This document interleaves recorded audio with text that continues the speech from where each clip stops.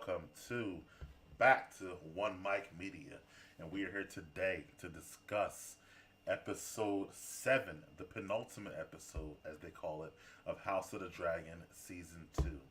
And this episode had a lot happening, and we definitely want to get into all the twists and turns and make our predictions for the season finale. And I could not do that without my usual team. First and foremost, my homegirl who has all the best facts of the fans and makes us laugh most of the time, the homie Chloe Diz. What's up, Chloe? And Hey. there you go. There you go. And the man you see from the chat telling you all to like, comment, and subscribe. Please make sure that you do. He's always on point. My guy, what's going on, Josh? Oh, sorry. What's going on, Josh? Yo, what up, Big Mike? Yo, what's good? What's good? Good to have you guys on, Josh. As always, loving your shirt, man. I wish we had more Starks in this series, but Maybe season 3, huh? I don't want to spoil it because close on the line. But we'll see what happens. See, Josh tried it, but I don't like that. But I'm learning. So anyway, though, let's get into this episode, episode 7, the penultimate episode, which Game of Thrones is known for having good penultimate episodes, which is scary though because in the history of Game of Thrones, their episodes 9s are like lit, but then 10 is almost not. I won't say 9, it's episode 7, but the penultimate episode is always like lit, and then the one after that is not as great. Like Ned's head got chopped off in episode 9, not 10. Battle of the Bastards episode 9, not 10. A lot of times things happen huge and then they kind of slow it down. So we'll see. But I'm looking forward to a good finale. But for this episode, it picks right up after the last episode. We saw Rhaenyra hop on Cyrax and fight on that mountain to go see who was on Sea Smoke, and she found Adam of Hall, and he is on the beach, the same beach where he was working at, and we got a standoff from a distance, a good shot, cinematography of Cyrax and Cyrax and Sea Smoke, and she's asking him, how you get this dragon, what are you doing with this dragon? The dragon's from House Targaryen. And he explains, dragon claimed me. I don't know what to tell you, but he bends the knee immediately and pledges to serve her, but just wants to learn how to ride a dragon and wants to be, more allured and stuff like that, or stuff like that. So let me start with Chloe. How you felt about that scene on the beach there, Chloe, with Rhaenyra and Adam? Was lit. Like I love the cinematography. It was I'm just gonna say this. The episode from start to finish, it was every single thing. And we were talking about filler episodes, Mike. Right. And this was totally not a filler episode. I feel like all the episodes should have been like this episode. Because they could have did it. But who am I? I'm no director. But it was the first scene was lit. It was lit. You're no director, but you're also no money person, and them dragons cost a lot of money, so that's why I think they probably couldn't do as much for every episode. Because the CGI is crazy. But Josh, how you felt about Rhaenyra questioning him and his bending the knee and that response there? Absolutely. Actually reminded me a lot of Alkali, right? And Rhaenyra's acting like the Jedi, like, ho, ho, ho, what you doing with these force powers? Like, ho, ho, what you doing with this dragon? So I thought that was interesting. But at the same time, I still love the scene. As Chloe said, the cinematography, you get to see the dragon's personality, both of them, which is interesting, which is really cool. And then the cool part is you actually see Sea Smoke dissolve as Adam bends the knee. So again, the dragon's reflecting the dragon rider's emotions and thoughts at that moment. So I thought Yeah. that was a cool representation of how the dragon rider and the dragons are connected mentally and emotionally. That I thought that was fantastic. As Rhaenyra talks about all the time whenever she gets a chance, and we'll get into that later. And you also saw as she's walking towards Adam, Cyrax is following her. So he basically like, Oh yeah, Cyrax is very protective over Rhaenyra, and she already yeah, said that. So yeah. So she basically like, wherever you go, I'm going. So I kind of like that whole thing. And you and also Sea Smoke was too, to be fair. yeah.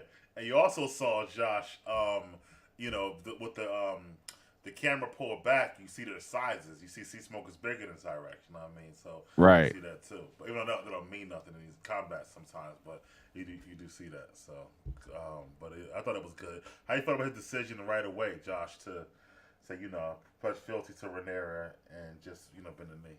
I'll be honest, after the dragon claimed him, right? Sea Smoke claimed him, I knew that he wasn't about that life. Okay. Of course, he wanted to elevate his stature. Like, who wouldn't in that situation? That makes sense. And you a halfling, so like, why not? You know what I mean? So that from that, his ambition for that makes sense. And then he got everything he asked for because the dragon gave him that, right? So he, to me, it was like he doesn't know how to ride a dragon still, right? And it's not like he had beef with Rhaenyra anyway. So it's kind of like, hey, you can help me harness this dragon, and I can learn more about it, and I can tell you who I might be related to, so you can look at me different. You know what I mean? That's all. Yeah. We'll get more to his elevation in a minute, but we can't go on without bringing in Mr. E Money. Yo, my God. Well, nobody died this week, so you ain't smoking no pack. He's smoking. What you talking about? I'm smoking bastard pack. Who ain't died? Oh, yeah, they did die. You're right. A whole bunch of bastards died. Especially, hey, you guys in the front of the line.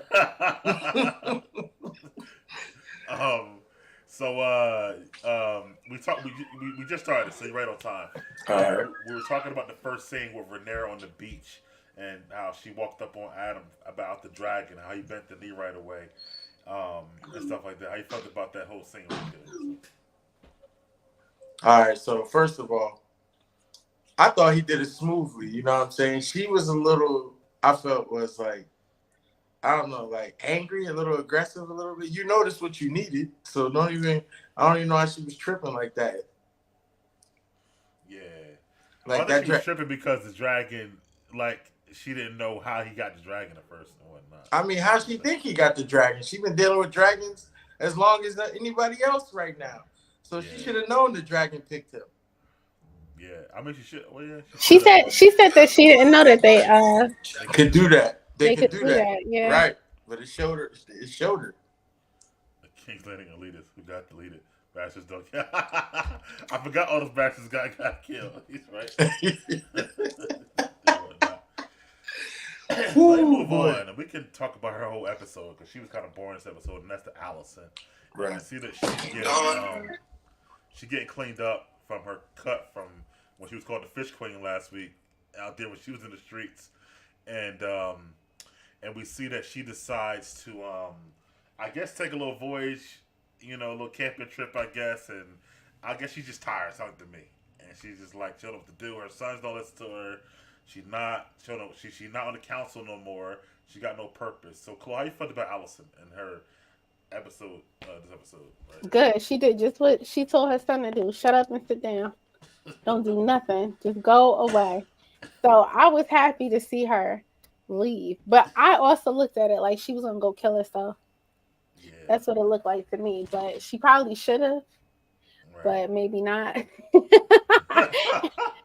I mean, it was interesting. It was funny too, the scene where she was getting cleaned up and then she told the guard, "No, just you. It's one person. That's all I need. I don't need." And he was looking like, "Me? You want me to come? Why? Just when we coming back? I don't know if I'm coming back yet." I know. I feel bad for him. He like stuck out there. She like, I don't know when I'm coming back. But just keep so she got a little vacation. What else was she gonna do? I know. She ain't got nothing to do. I mean, if she was a good mother, she would have been there nursing her son back to health. Right. But she's not. So she like, it's time for hot girl summer. I'm outside. She needed a little, a little getaway. Yeah. I initially thought she was choosing him to run away with. The King's Guard? Oh my God. Why not? She had Kristen Cole and he's busy now. That's true. That's why I thought he was looking like, who, me? Like, wait, what? Like, you trying to get me killed, lady? I already know I know your MO. So that's what I was thinking. She was out there backstroking in the pool in the lake. I'm going to you this time. How you feel about Allison and where her mindset is right now? I don't know what the fuck Allison doing. Is that her way of trying to say she making a safe space, or she trying to just I was confused a little bit. I felt like the guy, like, you trying to get him killed?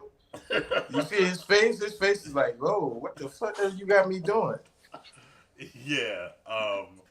I don't know either. But Josh, let me get to you in here so we can knock her off. What do you think about Allison and what her journey right now? Yeah, I get it's. I agree with everyone else. I think she's being very reckless on purpose, but at the same time, she's also coming to terms with her station. And let's be honest, no one in that vicinity is, looking for her. Right.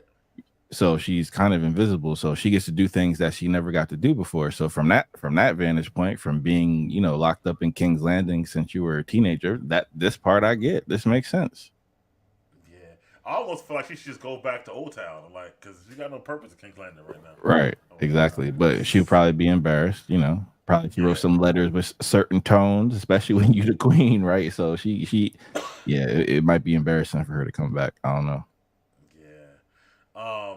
So during this time period, though, we see that Aemon sends the King's guards to the wall, the ones who didn't protect Helena and Allison last week, and that was just being merciful instead of killing them.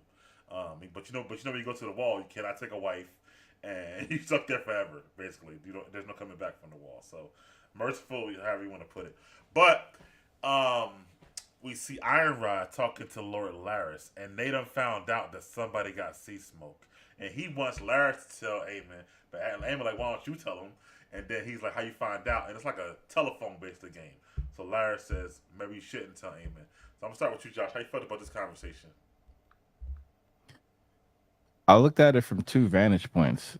On the surface, it looks like Larys may feel threatened because I feel like he should know that information before someone like him. Mm-hmm. But at the same time, to your point, Big Mike, as you alluded to in the question, he may not believe the validity of his sources because Larys, after all, is the master of whispers. Mm-hmm. So maybe he's saying, we don't believe you. You need some more people. That might be it. What's up, B1? What's up? Yeah, I got another thought about it. But Chloe, how you felt about this whisper game about the dragon that somebody don't see smoke? So Larys is Team Larys. Right. So yes, I do agree with Josh. Like, oh snap, how did this person know this info before me? Secondly, he got first one of the info. Oh, actually, no. I think I'm gonna change that opinion. Okay. I think that's generally how he gets information. That's how I took it. Like, he always gets this type of information, like, oh, I heard from this person that, because he's the dude to whisper. So everybody goes to him with this information. Right. So I think he was trying to do a power move and not tell Aemon because he wants him to fail. So I looked at it like that, like, oh, he heard it, he knew it was coming, but he gonna just shut up and see what happens. I agree. We thought about it. All right, so is this where they were like when Aemon was down on the thing and they were standing up there on the all right, okay. So I like I said, the dude is the whisper guy, and most people it seem like they bring him their information. But my only thing is when they get caught talking like that, why does he stare Aemon down? Like what good would that do you? Because that fool will chop you up into pieces real fast. So, like, even staring him down, because to me, that looked like, yo, like, yeah, I'm doing something against you, fool. And I turned my back on you and walked away. So, to me, I feel like he was giving up too much information. To me, it gave information to Aemon, like somebody's plotting against him by just him staring at him. Yeah, I agree with you too, E. And I agree with Claude. I think he basically wants to see Aemon's downfall because, Aemon don't like him. Called him a toad last week. Right. He ain't rolling with him. And he's still trying to stay in favor with Aegon. That's why he's trying to make sure he gets better, which we'll get to later on. But I think he's going to see Aemon to get taken out, basically, at this point. Because, there's nowhere for him to go with Aemon. Like, right. You ain't moving up in the world at this point. He's going to be where you are. So I think that's it. But I'm sorry. One more thing. That makes no sense to me, though, because how you going to be the whisperer if it ain't no kingdom to rule? That's true, too. So it's like Aegon, he can't ride no dragon. No. He can't do anything. So the only hope that they're successful is Aemon. Right. So you withhold information unless he gonna switch to the other side. But Rhaenyra ain't about that. I don't think she's about that life. And Daemon really not about that life. So I don't know. It just seems silly to me. It was like a petty, and this goes back, and we'll get to it. But like everything that this dude does is for himself, Yes. Yeah. Yeah. but not really because you're messing up. Like Yeah. it's crazy. Yeah. He can't switch anywhere because he is strong. His people don't like him. The Strongs back at Harrenhal, and Rhaenyra know that he killed his brother, who was her kid's father, Harwin Strong. So he really stuck where he's at right now. Um, but back to the Dragonstone. Speaking of Rhaenyra, so everybody see her coming back with the sea smoke dragon, trying to figure out who's on it. Did one dude find out it's a quote unquote commoner, lowborn person, and he's not feeling it with the council. Rhaenyra is cool with him being there, but wants to get more riders. And then Mysaria talks her into saying, you know what? Stop looking at these books and this library here. I know a whole bunch of Targaryens. They all, where I be at in the brothels and the streets of King's Landing. And she says, her line is, well, let's raise an army of bastards. Let me start with Josh. How you felt about that scene there with Mysaria and Rhaenyra? Yeah, this shows Rhaenyra understanding what it means to rule and knowing how you got to do whatever it takes to win. So for that aspect, I as a former athlete, that sometimes you got to do stuff like that. And to me, I don't judge it at all because I think it's very clever. It actually goes with her PR in the kingdom right now. That she's a queen of the people and actually does care about the people, right? And does have the plan to bestow them the honor of potentially being a dragon rider. So, and think about it, anyone in Westeros for the past how many hundreds of thousands of years would never, ever, ever get that opportunity unless they came across it, in the wild. And that's it. But she's actually giving them the opportunity, which is demonstrating the type of ruler that she is. So I got to give her props for that. Very strategic. E, how you felt about her decision to finally, first about the council questioning the Adam coming back with the dragon, but also then her saying, let's raise an army of bastards.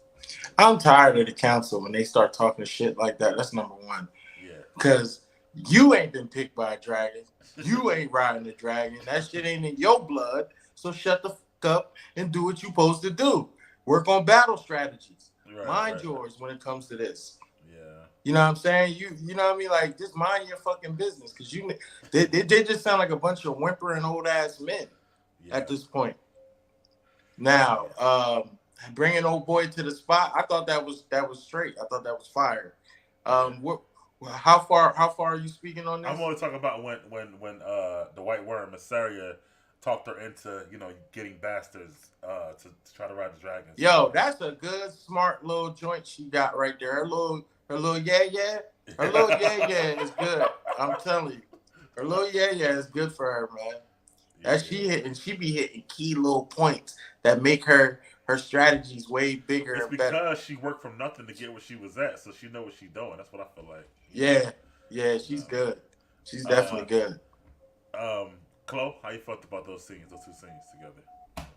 I mean, it's a great build from the last PR. She just got a bomb PR person. The last episode, she shipped all of them food. Yeah. She had whispers like, "Oh yeah, they over there eating feasts and y'all over here." So she caused the riot.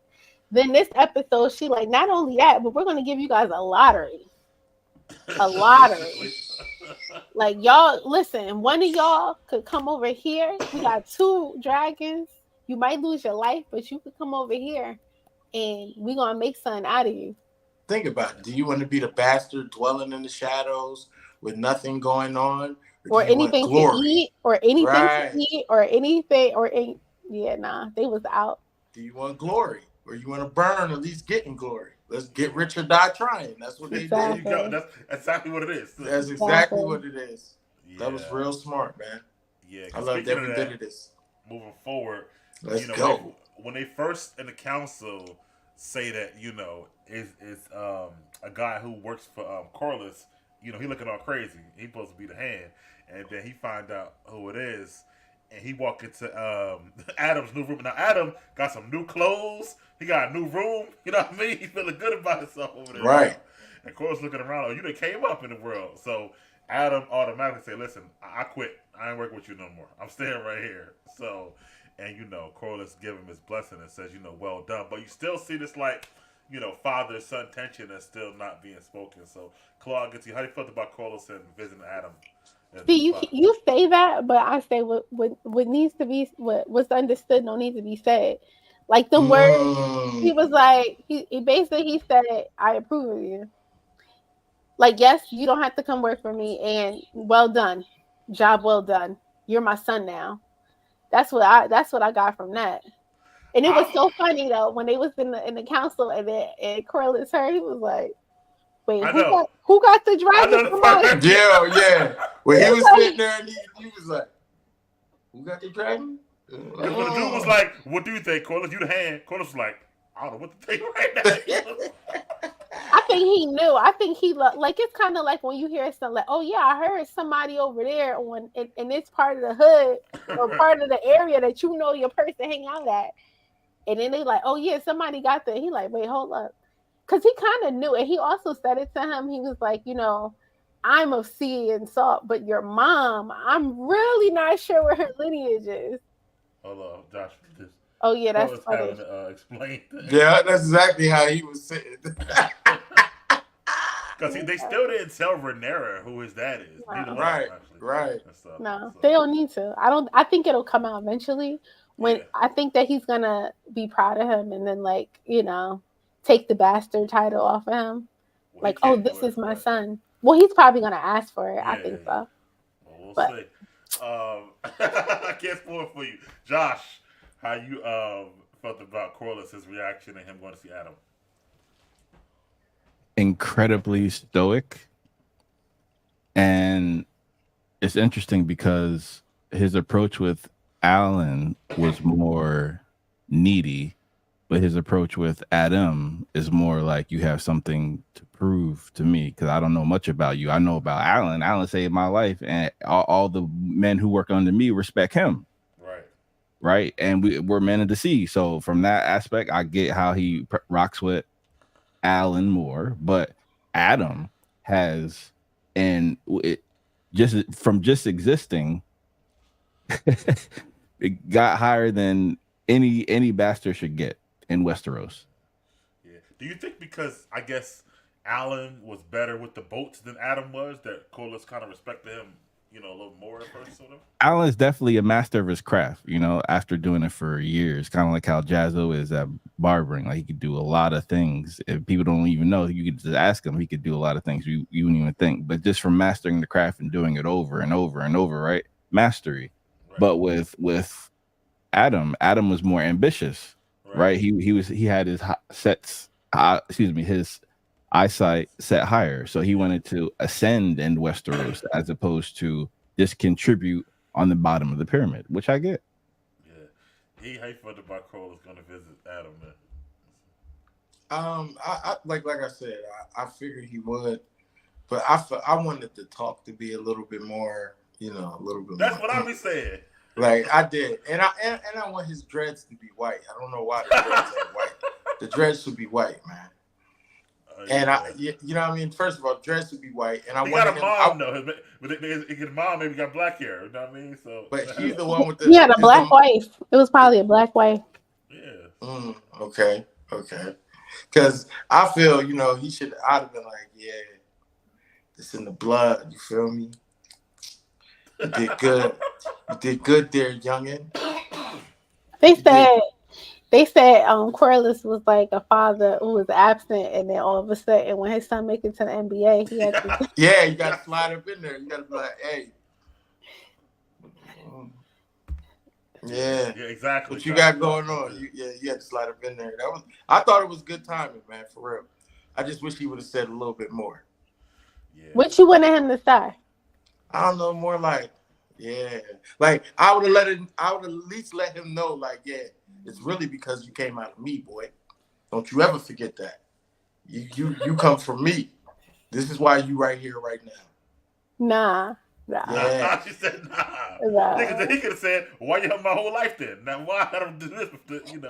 They had such a bad relationship that he wouldn't even talk to him. Like, he didn't even talk to his dad. Because remember when Adam Adam, that's the other brother, right? Which Alan. one's Al? Alan.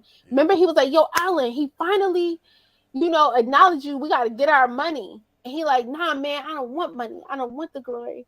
So he wasn't even acknowledging Adam at all. Like, No. Right. I don't think you want to get them killed. You know what I'm saying? Because the motherfuckers be killing motherfuckers off shit like that sometimes. well, So I also, feel like he trying to keep it, let them live their life. didn't your girlfriend Rainice?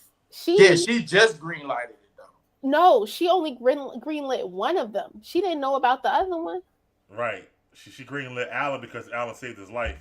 Right. And plus Alan got white hair. That's true. Well, we don't know that he has white hair. Yes, Nobody you do. knows. Yeah, Yeah, you we do. do, 'cause He was shaved shaving it and it was all No, white right here. we know as the audience. Oh, but nobody else knows. right. Yeah, that's true. I see what you're saying. Rainice didn't know. I don't think she knew he had two bastards. No, I think she knew about the one. You right. Yeah, I think you're right. Yo, Cole's getting around, boy. I mean, he is on C. He has C. Because he had 2 kids with Ray Niece, so he was getting Cole's doing his thing out here. Think about it. You at C. You're going far. You're a man. And they Things said happen. the mom was on the boat with sea him. snake for no reason. Right, the sea snake. Right, that's what they was talking about. Over there, but yeah, Cole's his bastard. But at this point, both his kids are gone.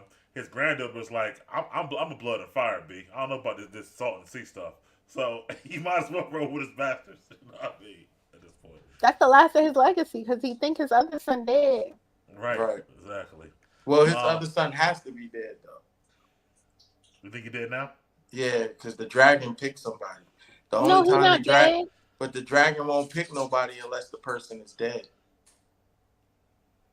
I don't know about that. I don't know either, but that's what a it good point said. to make. I think so. I agree with you, E, because that's why the most dragon riders can only have one dragon. Because the dragon senses you belong to someone else. Well, let's move on to Damon.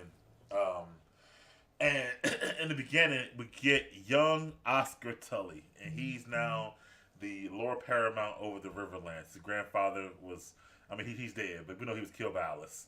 But nevertheless, he coming back, and Damon, was like, all right, you back.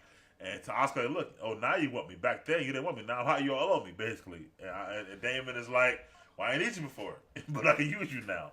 So he wanted him to get the River Lords to pledge their allegiance to Damon to get their army.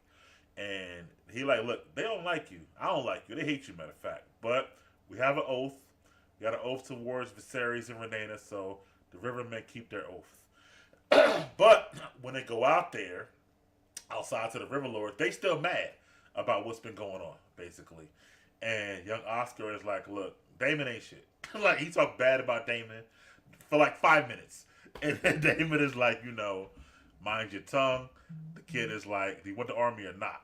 All right, then. And then, basically they say, all right, we'll roll with this, but somebody got to pay for all these crimes. And then it's actually going to be Sir William Blackmore. The kid tells him, Damon, you got to atone for what this guy did, or you can't have this army that you want. So that's a lot, I know, but that was what young Oscar Tully, who I like now, a lot. But Josh, how you felt about this whole thing transpiring between Oscar and Damon? This whole part. What a clever kid at court. He's gonna be a superstar. That was so wise beyond his years. So I got to give him credit for that. Knowing what to say to an adult with witnesses, knowing you got the backup. Yeah. But still not speaking a lie. And it's something that the entire kingdom knows. So really, he didn't really overstep, in my opinion. He just spoke facts. So I give him credit for that. But at the same time, it reminded me of the Starks, honestly, and how they dish out justice in the North, as I wear the North Remembers t-shirt, because it's kind of like, hey, someone got to pay for the crimes. The penalty is death. It's time for the smoke. So what's up, Damon? And it's kind of like you done all these other atrocities around the kingdom with diplomatic dragon immunity, right? So now you gotta be, responsible for the person that you sent to do that. And to me, I didn't think it was a big deal. It's like, you've killed people for less. So what's the big deal? Just knock his head off. But I understand in that moment, he had almost turned a corner, so he didn't want to. But I get that, but at the same time, doing this gets you everything you want. You Damon, stop playing, chop his head off. How you felt about this young Oscar Tully and that whole part with him and Damon and all the River Lords? I definitely felt like the young boy was overstepping. That's number one. Because he was popping ill. You get what I'm saying? Like this is still, you know what I mean, Damon. So my problem with him is you let the young boy pop like that, right? You at least should have been sitting on your dragon to remind motherfuckers why you where you at right now. You understand what I'm saying? My dragon would have yeah. Watch your mouth. I'm sitting right here. Talk about somebody else. Where all y'all are gonna get charged. Fuck the army. He needs them though. I'm just saying, I would have laid it down where they felt like, oh wait, he may not need the army like we think he do, because like I there was a lot of overstepping, yo, and for real, and his face was showing it. Like, damn, that other dude pledged his loyalty to him, like 100%. Yeah, that was somebody that had his back 100%. You can go to sleep. That motherfucker's outside the door, ready to die. You had to. I get why he didn't want to like just straight up. Let me just smoke you just to get this shit done and get what I need.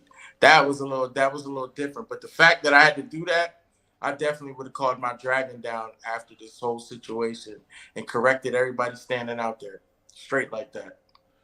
Okay. I mean, I guess after the fact, you could have said, "All right, listen, y'all said y'all pledge my army now. Don't forget, if y'all change up, I still got this dragon right here." Right here, right. I can see, you know. Chloe, how you felt about young Oscar Tully with Damon in the scene? Right. I think he's a great strategist. Yeah. Because I mean, it's just I think that Damon needed that so he could learn. Like I feel like the whole Damon's whole journey this season was learning. Mm-hmm. And so he went to Harrenhal to the haunted house, and he just been learning through his ghosts, through sleep deprivation, through making mistakes. So I feel like everything that he's done shows him that he really doesn't want to be king, or even if he could be king, he's not capable of it. Because if he was smart, old boy would have never been able to talk to him like that. But because he wasn't smart and he did things that he thought was smart and it wasn't, or he thought was strategic, but it wasn't, he ended up being humbled again. Like they just humble him all season long. Which he needed, and I think that it's just going to make him a better ally for Rhaenyra. In my opinion, like if he still wants to crown after this season, then I don't even know. He deserves to get killed because everybody's telling him like, bro, you don't want this. And even after he cut his friend head off, he had that flashback with his brother, with Viserys, and he's like, this thing is cursed. You still want it? That shit is cursed. Yeah. The crown is cursed. And where he's at. And honestly, I feel like Damon won't want it because he's been haunted this whole time he's at Harrenhal. I don't think he wants to be haunted when he goes home.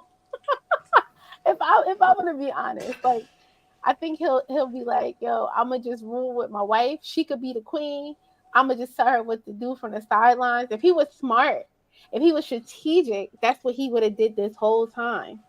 Yeah. Because everybody knows the person, the queen or the king, they're just the face of everything. They don't actually. Right. I don't know why it's so hard for him. Yeah. I don't know why it's so hard for him. His ego. I'd have been fell back on that. It was his ego. It's his ego, and I agree with you, Chloe. You know, you saw Viserys saying, "I didn't want this myself," and you see all the pain is brought to me. You still want after all this, so because Viserys definitely didn't want it, and I don't think he's just a good political strategist. I think that part of it is not for him. He's a good warrior. He's a fighter. He's a soldier. That's what Damon is. Stuff like that. All this. Remember the first season, he never came to court to the council when Viserys was king. That wasn't his bag. So I think like he forget that's a part of it. So he done made a mess in the Riverlands. And honestly, I think young Oscar Tully done came and kind of cleaned it up for him. Because, you know, the dude done got killed for his crimes. And now all the River Lords are like, all right, you know, we'll go to war for you and stuff like that. So, and I'm with you, Josh. That kid's a star. He reminds me of actually the little bear, Lyanna Mormont, and from Game of Thrones. When she was on top of her. Facts. Stuff like that. So, and And yeah, she reminds me. He reminds me of her right there. So so young. And I like Simon Strong. He be sitting there looking. He cracking me up, by the way, because he just be looking at him like David, like, what you gonna do? I be cracking up. The Santa Claus looking dude. But yeah, we touched on that scene with Viserys and stuff like that already. So what we got next? Next we get where we at? I watched the episode. Oh, we get back to your boy Aegon. Aegon is in physical therapy of hell. So we got the Maester trying to walk him around. He's trying to walk, and he done broke his crutch or cane. Having trouble getting back up. He's screaming at the top of his lungs. And then we got your boy Larys coming and help him to the bed. But basically telling the Maester, look, give him 2 hours and put him back to work. Because I need him back on his feet. So the Maester like, yo, he need his rest, man. This boy is tired. He's worn out. He can't even stand. Like, it's bad. And Larys like, you heard what I said. Basically. So it was how you felt about Aegon and his trying to get back right and stuff. So. Man, Aegon looked like shit. But I agree with you, man. Like, you gonna sit there, mope, and die, and let your brother take over everything after he done set you and burnt you and made you like this in the first place, or you gonna get back up on your feet and get some damn revenge? Yeah, Josh, how you felt about that physical therapy? Then? Yo, I was like, forget that physical therapy. Get his mind right. Get him able to speak, form sentences. I command you to do this. No, right. I don't want to do that. Do this. Right. That's all you need. You don't, and we see this established by the original Game of Thrones with Bran the Broken. You don't need to be mobile to be a king. Viserys, the king of peace, right? He sat down most of the time. He was feasting most of the time. You really don't need your agility. He don't need to go on the hunt anymore. He already did that. So let him rule. You know what I mean? And that's why I'm like, why are we? To me, that didn't make sense. That can come later. As long as he can form a sentence, that's all you need him to do.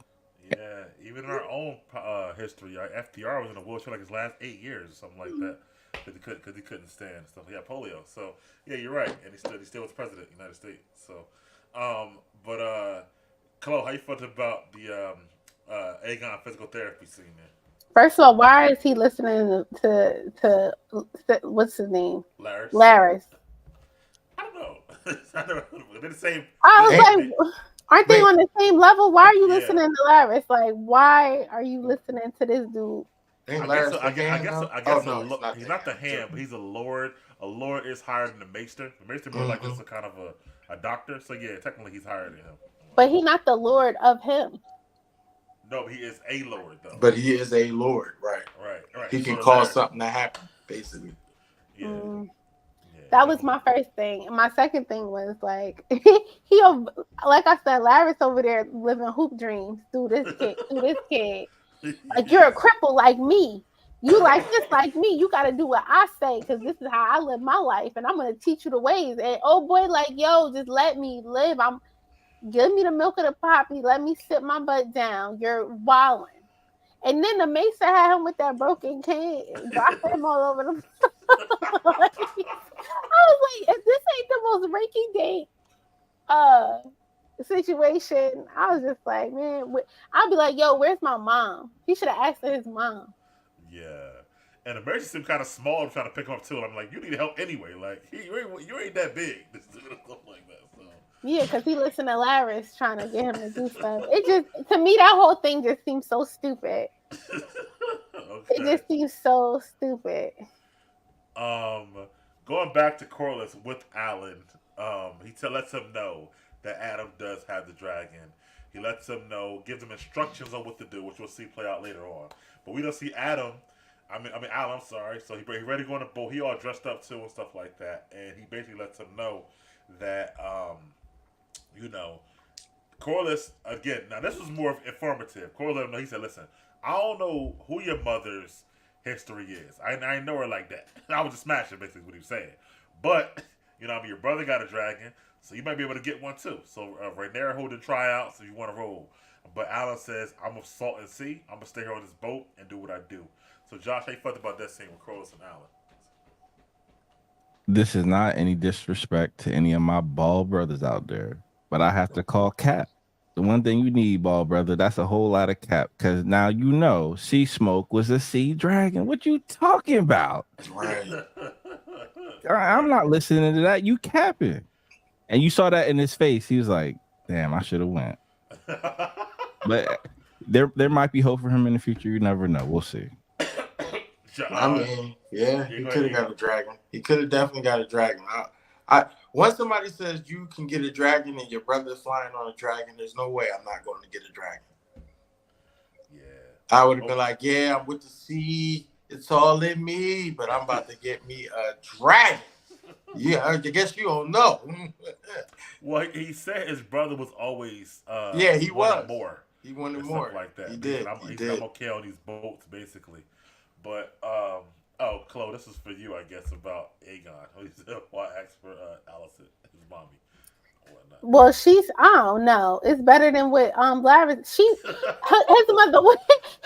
At that point, I would have just threw a Hail Mary, like, Mom, please, because she did say sorry the last time she was in there. She did.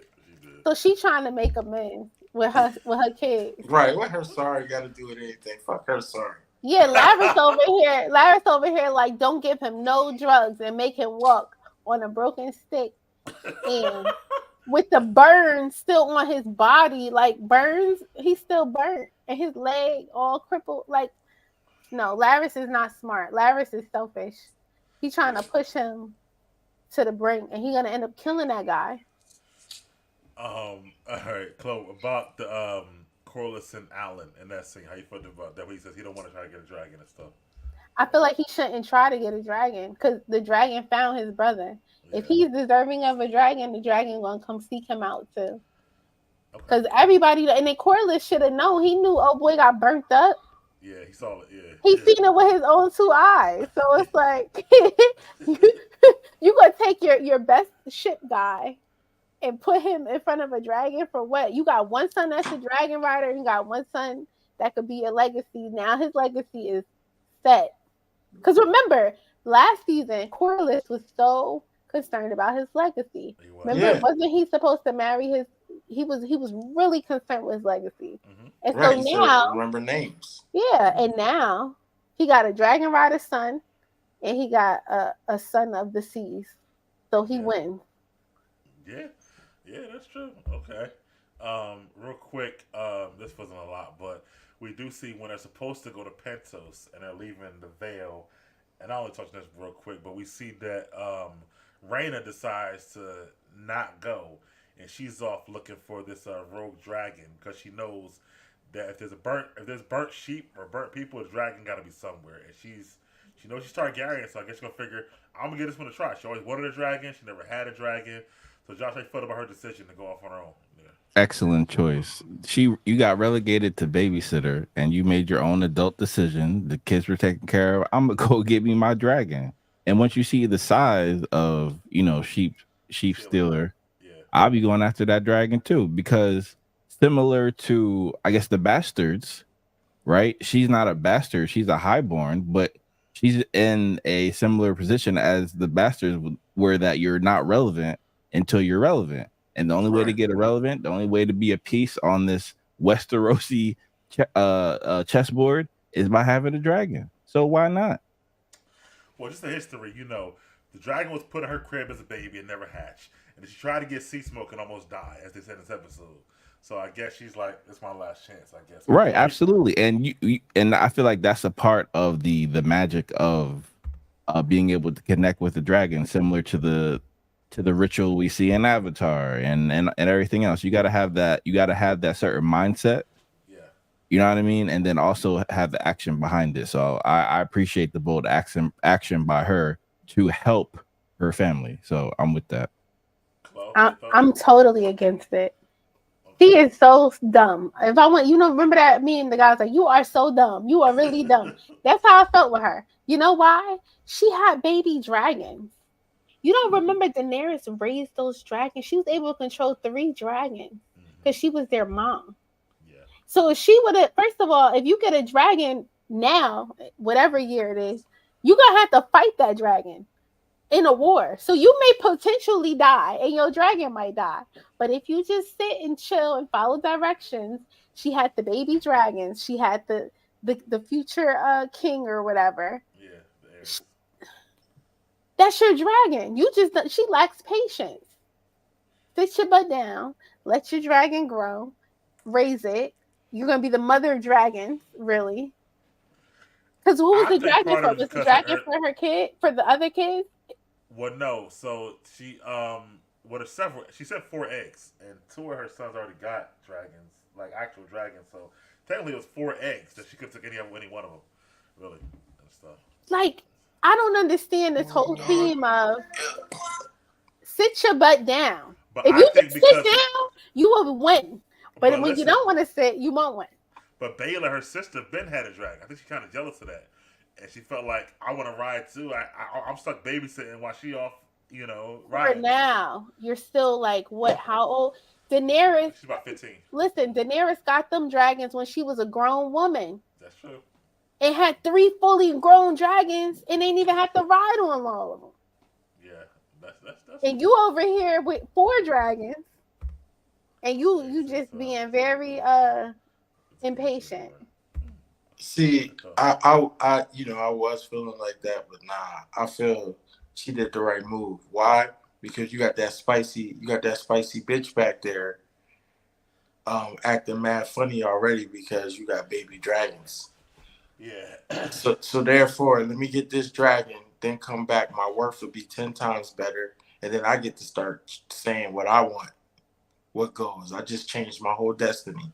But you also have to fight in a war. Hey, it is what it is. You also got to get it without burning you up from the door. That's Well, she gonna get that thing. Well, She no, knows but she can get that thing. Didn't she try to get the other dragon did. and It it almost almost died? Yeah, but see, I don't think C Slump was with that shit. That's she did. So, I think at this point she like, listen, I'm kind of like you said, get rich or die trying, but and I'm sure the rich, but she more like I'm tired of not having a dragon, so this was we You know what it seemed like? It seemed like everybody forgets what Rhaenyra's dad said. The biggest trick was having everybody believe that they ran the dragons. Right. You know, they don't run the damn dragons. The dragons run their damn selves. If they fuck with you, they fuck with you, and that's just that.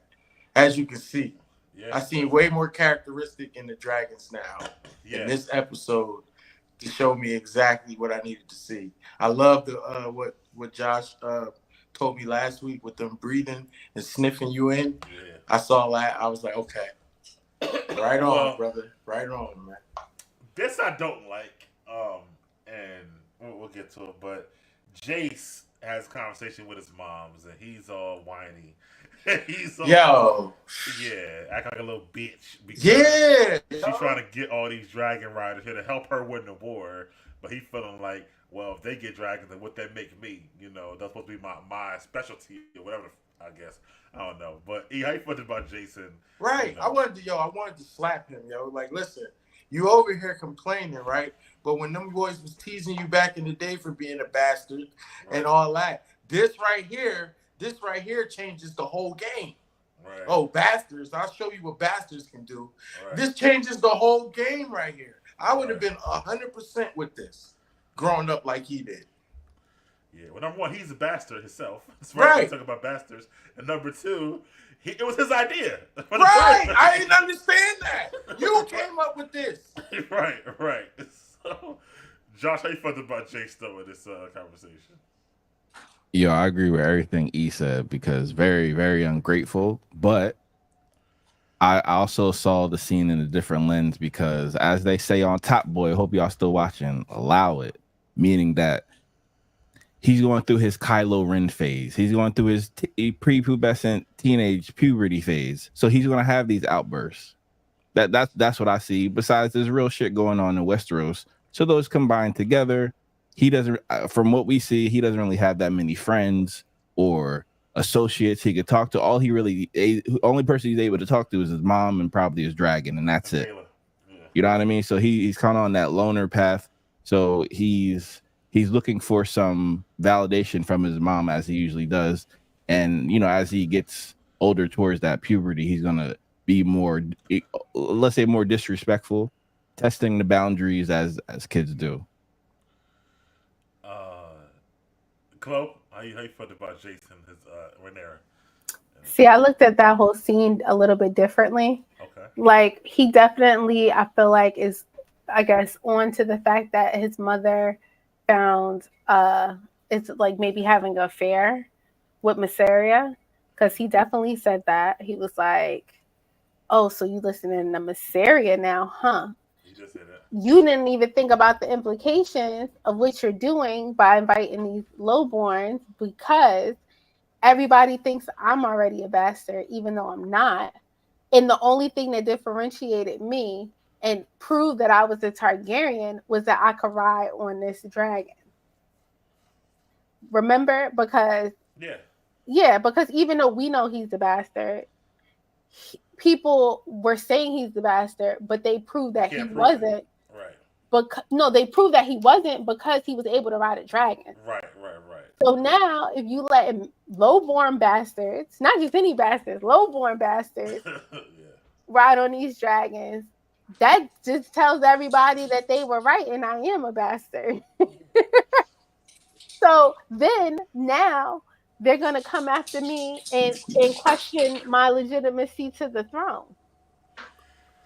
Yeah, but he said, right, what you're saying is true, but there is no throne if we lose the war. So she needs these bastards to ride these dragons. Unfortunately, Jason. I feel you, though.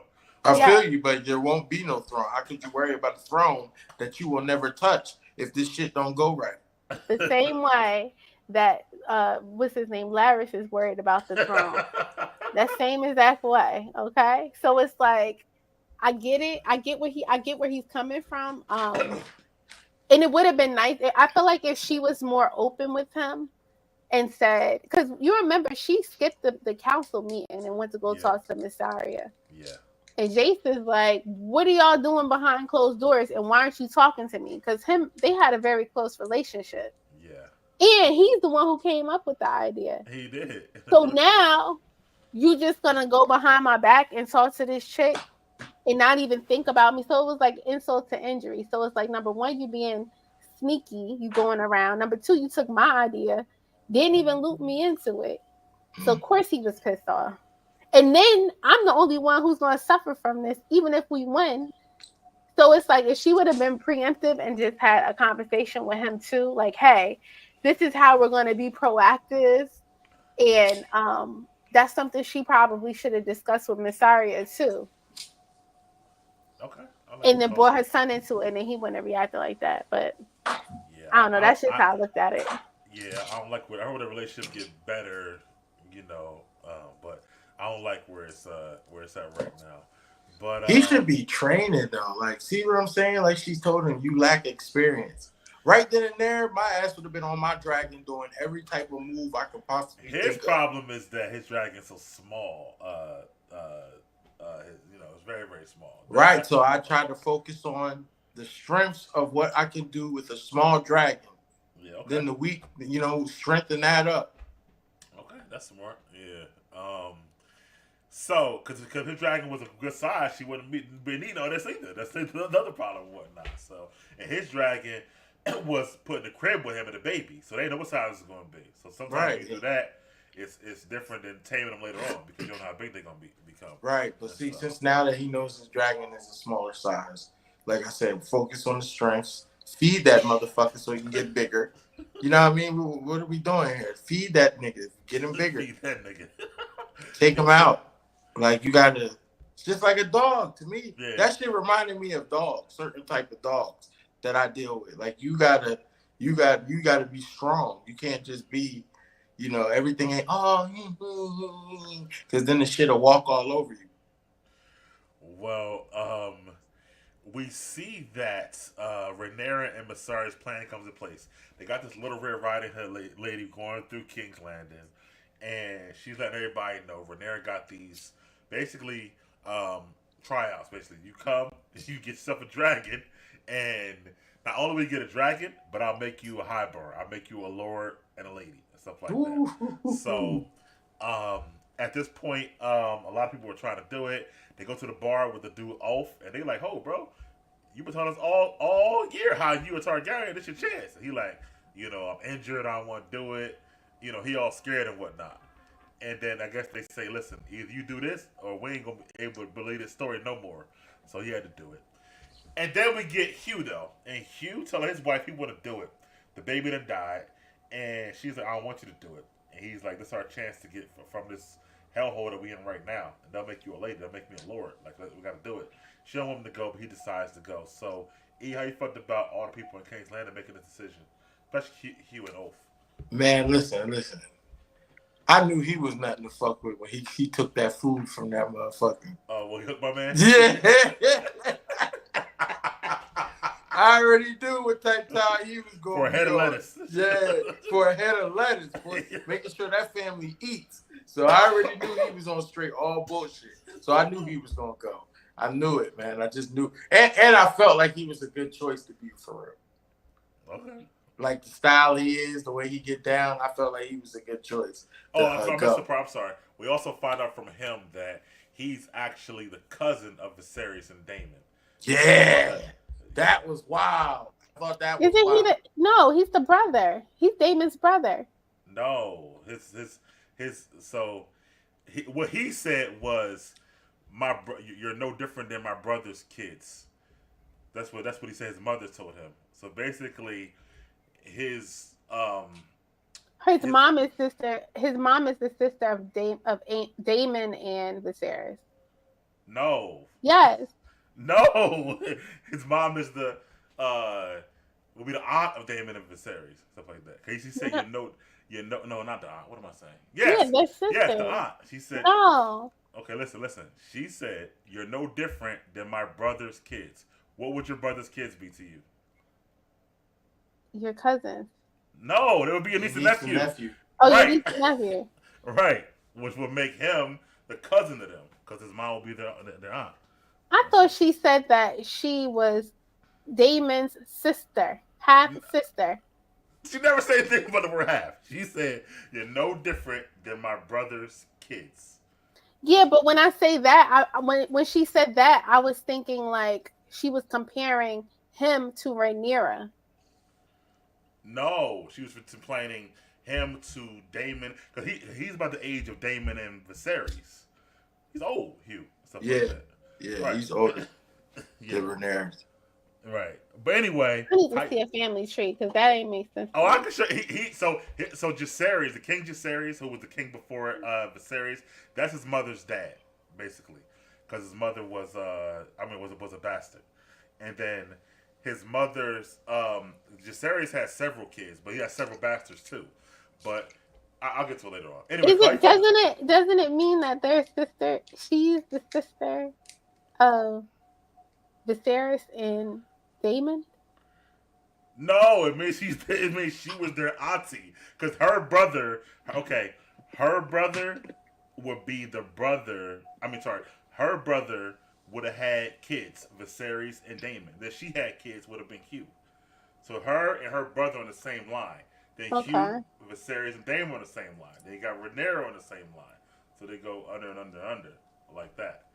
Viserys was never the previous king's son at all. Jaehaerys. Neither was Daemon and whatnot.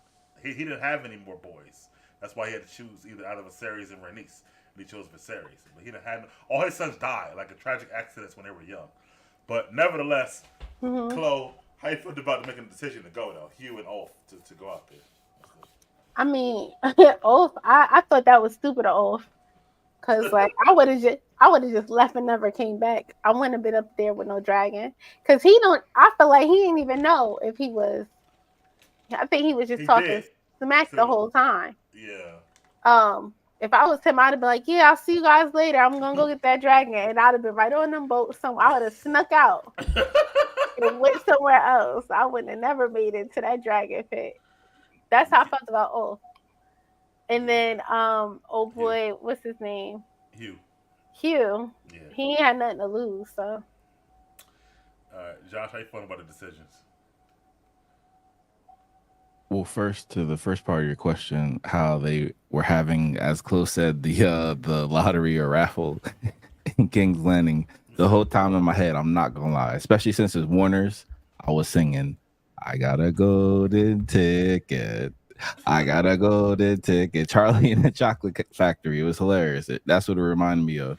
And then the decision to go to me was obvious. It's like you can either be poor and just be subject, literally, pun absolutely intended, of the war of dragons, or you could participate in it. So to me, it was a no brainer. And as it was already established, if you do get to ride the dragon, you become a lord, nobility. It's really a no brainer because we're gonna starve anyway in a couple weeks, couple months, maybe. You never know. So I can Right. either go do something, or you can complain about it here. And to what's his name's wife? I forget his Yeah. wife's name. Oh, I know his wife's name. Yeah. Yeah, but she didn't really give any compelling reasons to stay or not to. So it's like, of course I'm gonna go do that. Yeah. Next week, or Josh, you can find one for next week. A Targaryen family tree. I'll try to, break it down to Klo. Oh, I got you right here. Here we go. You ready? Yeah.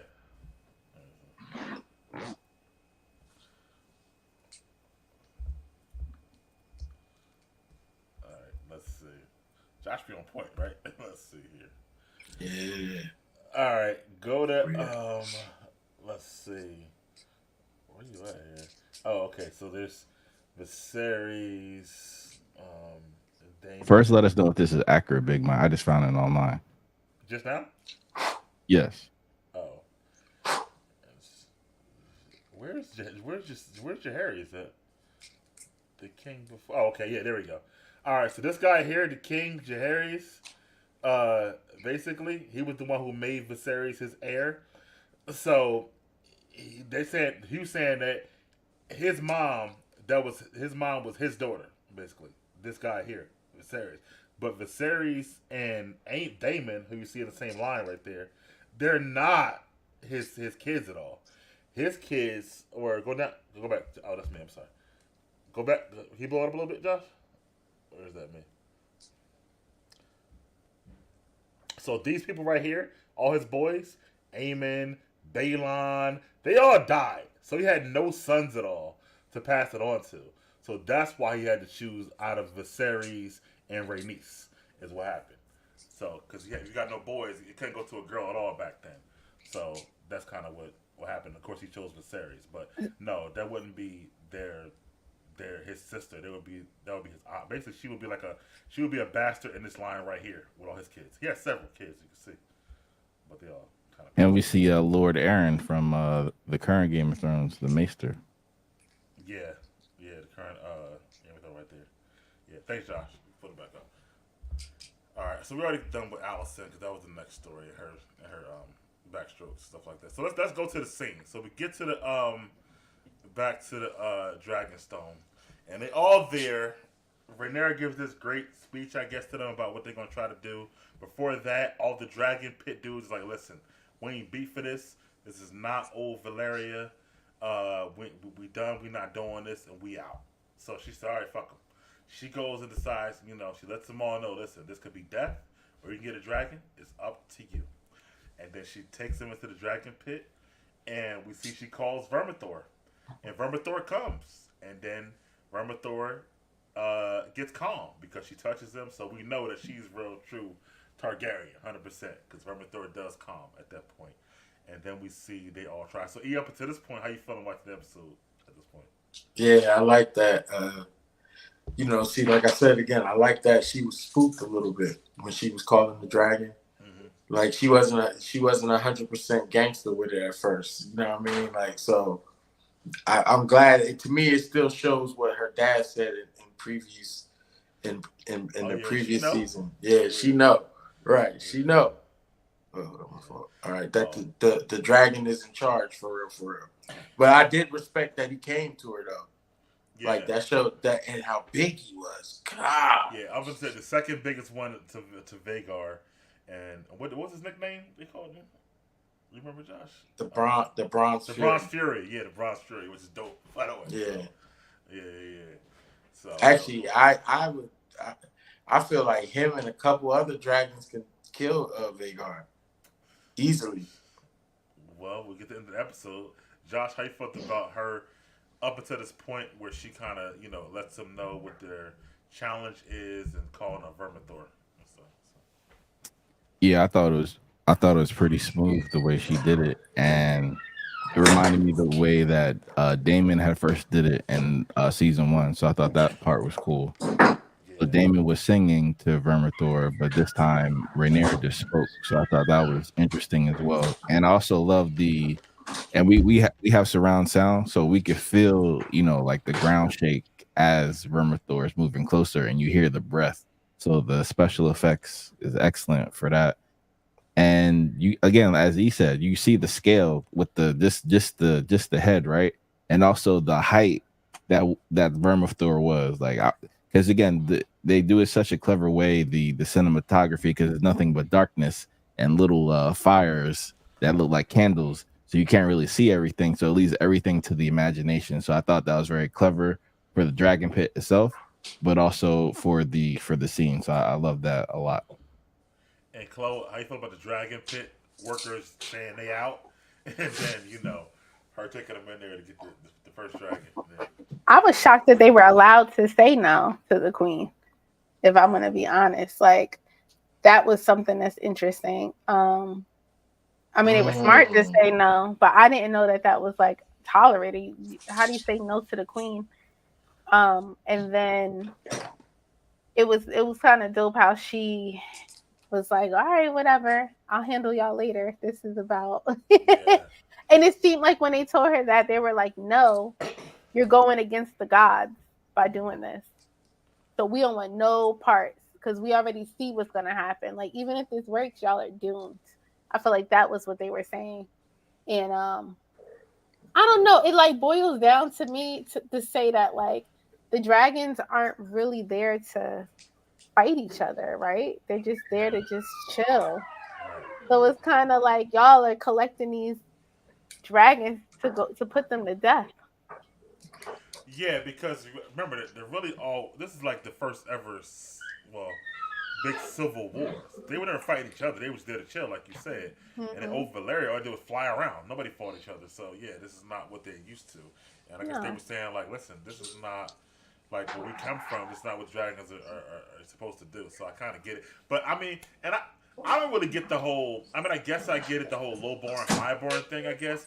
But to me, if you Targaryen, you Targaryen at the end of the day. Right. So, like, the blood is the blood. Whether I live in the street or I live in the castle. So it shouldn't matter. Like, if I get a dragon, I get a dragon. So I don't really like that part.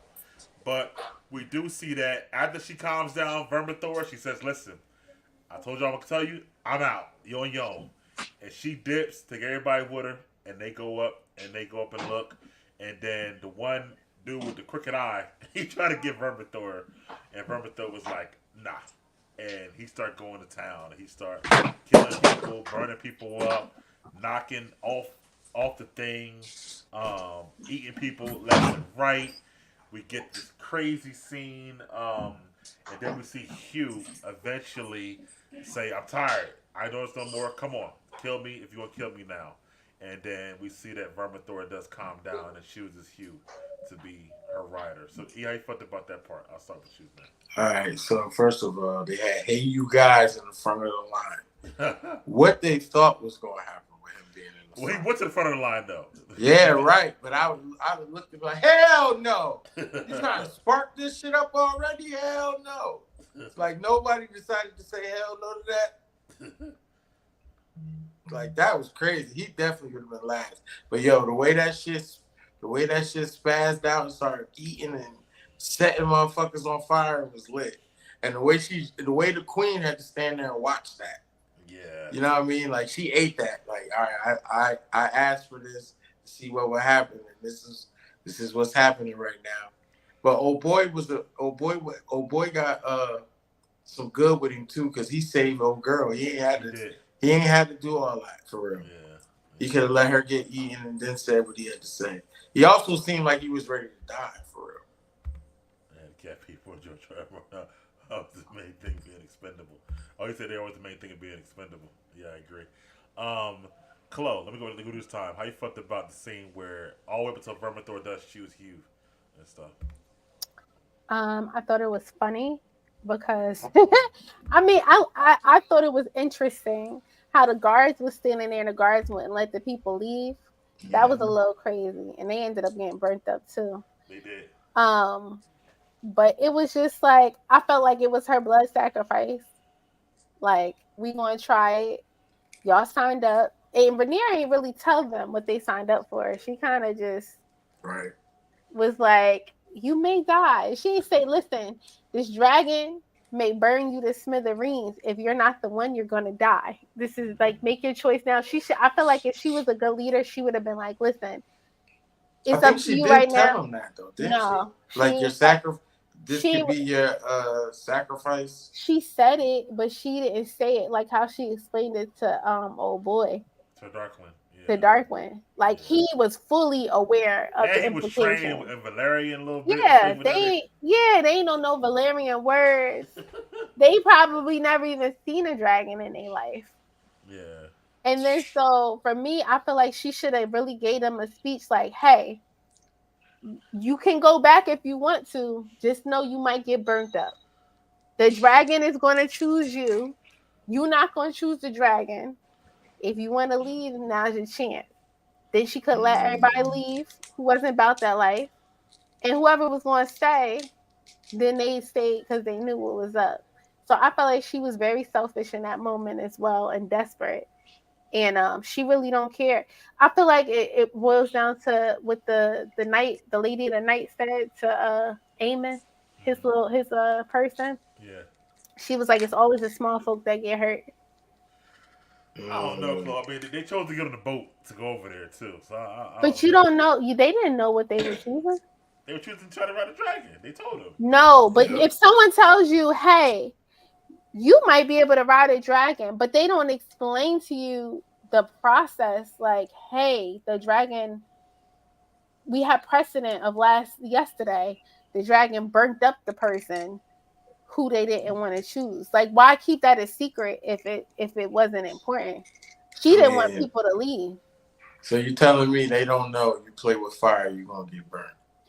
If somebody says, "Oh, come over here and see," I don't know. It to me, it was like it was a little secretive, like it was a little shady. Josh, what are your thoughts on that? No, that's very interesting. I see where Chloe's coming from. I guess in these instances, especially since them being, lowborn and this is highborn, I feel like the risk is implied because it's a dragon. Because again, not even all even highborn Targaryens can be dragon riders, and that's been in Westerosi history for generations. Yeah. So there is a precedent for people who are Targaryens to not be able to ride the dragon. So it's I would look at it like kind of being impotent, but impotent in terms of a dragon. Like some people just can't. You know what I mean? But it doesn't mean that you don't have that in your DNA. That's how I looked at it personally. But at the same time, I do agree with you, Chloe, that it was definitely a sacrifice. But I think me personally, I still think this is part of the ritual for the Targaryens, just to seeing how they move and operate. I said this before. It reminded me of the Acolyte. They're kind of like being the jurisdiction of who can be dragon riders in Westeros.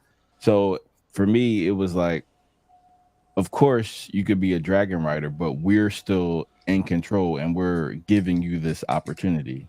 So that's how I saw it. Like we're still extending you this opportunity, but it's implied because again, not everyone can be a dragon rider. So that's just implied, even in the bloodline. But I feel like in the bloodline, it's like they don't necessarily die. They don't get burned up to a crisp if the dragon don't choose them. Yeah, I mean, I see your point. She wasn't very thorough in her explanation. And also, it was like secondhand information. It was like word of mouth. So from what they were saying in the whatchamacallit, in the bar, they was basically like, "Oh, anybody with Targaryen blood, even a little bit, you could be able to ride a dragon." They didn't say you want to come over here, and if you can't ride the dragon, you gonna get burned to a crisp. Because I'm pretty sure a lot of them people wouldn't have gone. I don't know. They're starving over there. I think they still would have went. That's the opportunity of a lifetime. Yeah.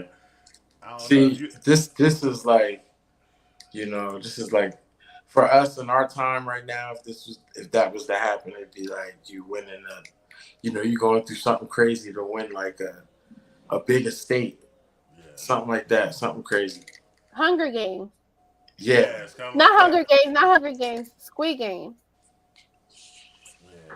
I don't know I what the basically. guess both. I don't know what the Yeah, prize those Squid Games, but yeah, I guess something It like was that. either you die or you win money, and I guess right. people still Squid signed Game, up. right? But Hey, and Big Mike, I had a question for you because you read the books. Was there any time in Westerosi history where you had people who already had dragons, similar to the cast now?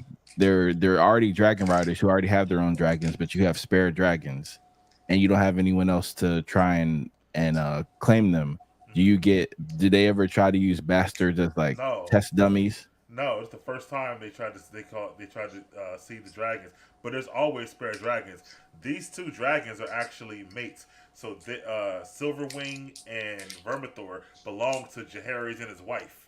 So they were actually, you know, Mm, the dragons of the husband and wives who died. But they've been sitting there for like 100 years right now, maybe like Wow. 80, stuff like that, with no riders. But no, not before this happened. So but it's cool to got riders now. And speaking of riders, though, we see Oath. Oath got away. He thought he was about to get out, but then he stepped on the dragon egg, and Silverwing he thought was going to kill him, but it chooses Oath. So Josh, real quick, he thought about Oath get his dragon there. Yeah, my bad. I didn't talk about the other dude. What's his name? Hugh, Hugh. Hugh, my bad. I didn't talk about Hugh, so I'll talk about both real quick. So Yeah, Hugh, I appreciate how again we see the dragon's personality. So as soon as he said "fuck it," yeah. I'm with the smoke. Yo, made the dragon purr like a kitten. I was like, right. wow, okay, yeah. So Vermithor toxic. I see you. I see you before. Okay, and then for Silverwing, I thought it was interesting. And again, I was like, oh my god, because I immediately thought of Jurassic Park. Could you imagine the T-Rex? You stepping on a T-Rex egg, but a dragon's egg? You did that? Oh my god! Like, yo, you're done for. But of course, he had that that Valyria steel plot armor, and he claimed the dragon. So I thought that was pretty cool too, because he was an oaf being clumsy, and Right. he clumsily courted a dragon, which is ridiculous. But now he can live to tell the tale. He said he was about that life. He stood on business. And I want to say to your point, Chloe, not only has there not been dragons fighting each other, but it's been peace in the whole kingdom. So they ain't even been fighting nobody. They really just like chilling dragons for like 150 years right now. So this is definitely like, all new and stuff. But Oath, though, when he gets his dragon, he takes a little ride and he goes back to Dragonstone. Now, I don't know if he's trying to show his boys that he got the dragon or what, but he goes to Dragonstone. When he does, they sound the alarm, dragon, dragon, dragon. Aemon is going crazy. He got the horse. He goes and gets Vhagar out the woods. Now they chasing Oath back to King's Landing. And then he sees that now Rhaenyra has several dragons. And he decides to turn around on Vhagar. So, in the episode, Chloe, how you felt about that whole part with Oath and then Aemon follow him to Dragonstone? I was still kind of like trying to understand, like, how did he know? How did the dragon know to go there? Was this the dragon used to live? Because that was the king's wife's dragon, so they was living and King's Landing? Right.